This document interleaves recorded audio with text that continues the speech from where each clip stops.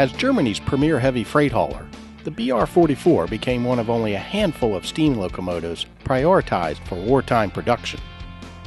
By the end of series production in 1944, nearly 2,000 BR44s had been produced by 14 factories in Germany and occupied territories.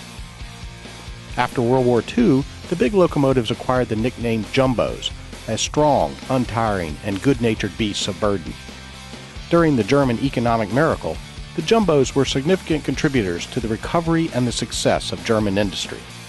They hauled heavy ore and coal trains, as well as mixed freights with manufactured goods over long routes and steep grades.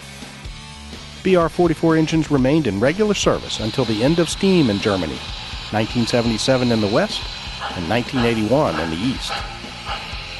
These superbly detailed BR44 models from MTH Electric Trains recreate the power, dependability, and sheer drama that have endeared the jumbos to generations of railfans. Heavy die-cast metal construction and a powerful electronically controlled drivetrain offer enormous tractive effort and superior running qualities. Each version accurately replicates how the BR44 looked in a particular era.